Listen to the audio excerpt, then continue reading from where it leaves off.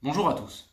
J'ai eu la chance de m'entretenir avec Christophe Campos, réalisateur et président du jury de cette 5e édition du Festival international du film fantastique. Il nous a parlé de sa carrière, de ses projets à venir. Donc je vous propose de regarder tout de suite son interview et nous on se retrouve à la fin de la vidéo. Bon visionnage.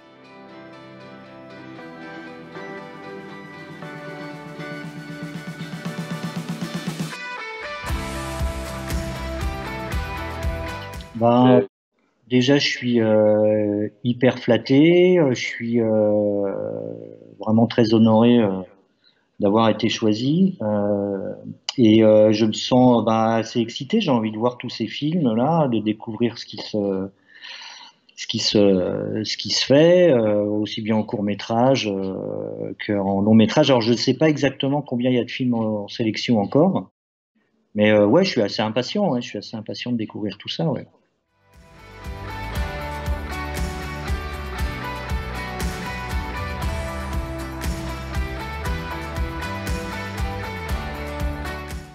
Alors oui, parce que moi je suis un gros consommateur de fantastique. Hein. J'ai été bercé à ça parce que pour moi c'est vraiment ça le cinéma, quoi. Enfin c'est un peu l'essence même du cinéma, quoi. C'est vraiment ce qui me fait vibrer beaucoup. Mais après en France c'est un peu compliqué de. Pour moi ça a été compliqué en tout cas. J'avais pas les ouvertures pour aller dans le fantastique. J'ai pas pris une voie au départ vraiment là-dessus, puisque moi j'ai plutôt commencé avec de la comédie.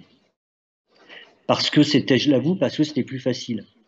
C'était un chemin un peu plus ouvert à l'époque. Et encore, comme je viens de vous dire, moi, j'avais pas les connexions pour ça, quoi. Je voyais des choses parce que je travaillais beaucoup, moi, avec Canal au début. J'étais un des réalisateurs de L'œil du cyclone. Je sais pas si vous avez connu cette émission.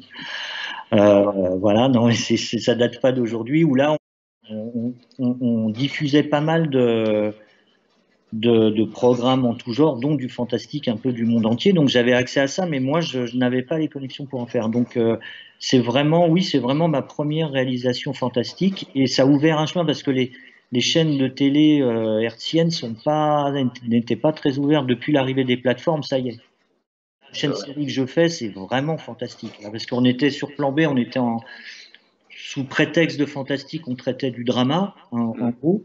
Mais là, voilà, on franchit un pas, on fait un pas beaucoup plus en avant là dans le fantastique maintenant. Donc oui, c'était ma première en tant que réalisateur, mais j'avais dans la tête, j'avais déjà une formation dans ma tête fantastique, quoi.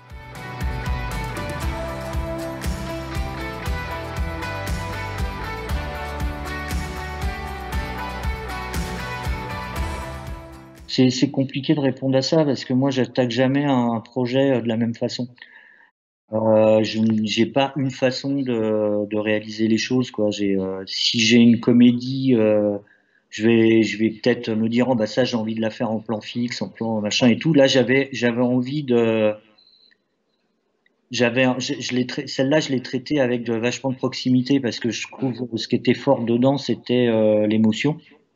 Et, euh, et j'avais envie d'être près des comédiens, j'avais envie d'être un peu dans leur trip, quoi. C'est pour ça que j'ai fait pas mal d'épaules, beaucoup de lignes focales.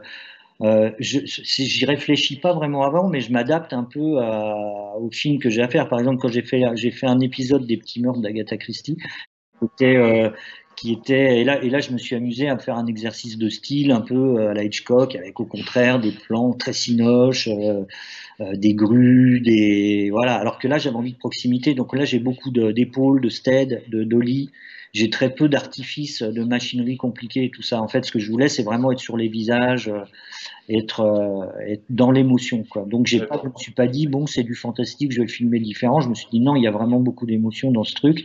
Donc, je veux être dans le cœur des acteurs et voir ce qui se passe et être au plus proche, quoi. Parce que ça dépend qui, mais il y a beaucoup de.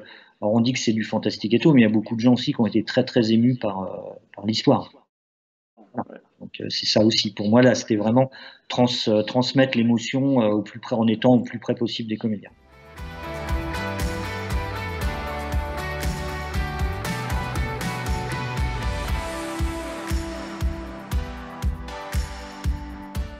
Là, oui, oui, là je pars sur un. un prochain projet là avec UGC, un 6x52 qui est là pour le coup très très fantastique quoi. On est sur une histoire d'ado, je peux pas trop en dire, mais sur une histoire d'ado mutant. Donc on se rapproche assez de séries comme This is the End of the Fucking World, un peu pour l'ambiance, si de Dark, de comment ça s'appelle, Stranger Things, voilà. Donc là ça va ça va beaucoup plus loin avec beaucoup de VFX et tout ça. Là je vous dis on va franchir un cap.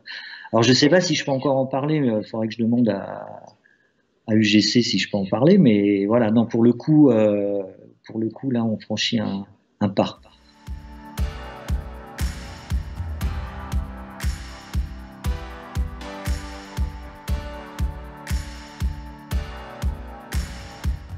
Donc, dans l'absolu, oui, refaire du cinéma, oui, mais faut qu'il y ait un bon scénario, quoi.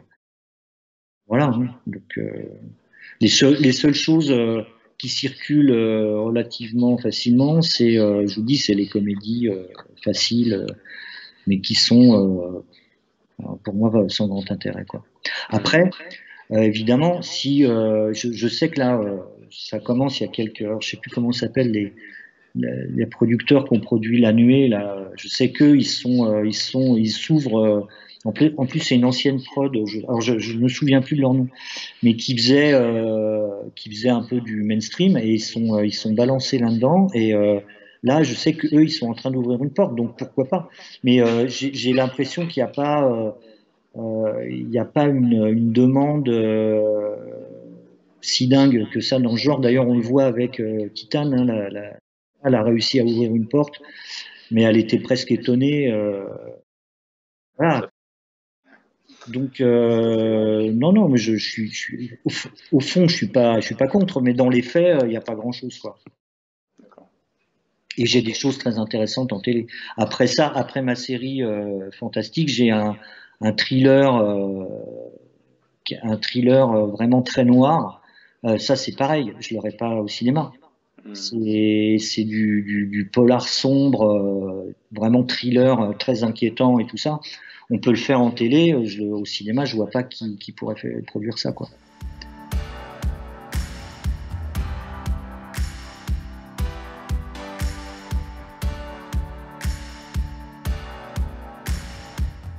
Moi, je pars du principe qu'à chaque fois, je me remets à zéro. Là, j'ai ce projet-là qui est hyper excitant parce que là, pour le coup, c'est des trucs que j'ai jamais fait. Enfin, moi, j'ai fait des effets spéciaux au début quand j'ai commencé, parce que j'ai commencé à faire de la pub et du clip dans les années 90. C'était pas hier. Et donc, j'ai beaucoup bossé en post-production. Donc là, je suis content de me remettre un peu dans les effets spéciaux parce que j'ai quand même des trucs dans ma nouvelle série où il y a une gamine de 16 ans qui prend un mec qui l'envoie voler à 15 mètres, qui se prend des balles, les balles ressortent. Là, on n'est pas dans du Marvel, mais c'est. D'ailleurs, je vais bosser avec des mecs qui ont, enfin mon souhait, hein, j'espère que ça va marcher, des mecs qui ont fait Vendavision, qui sont des Français. C'est hyper excitant. C'est hyper excitant. Donc je me concentre déjà là-dessus. Là, je commence déjà à travailler sur le projet suivant, le thriller. Donc on verra ensuite. Ouais. On verra ensuite.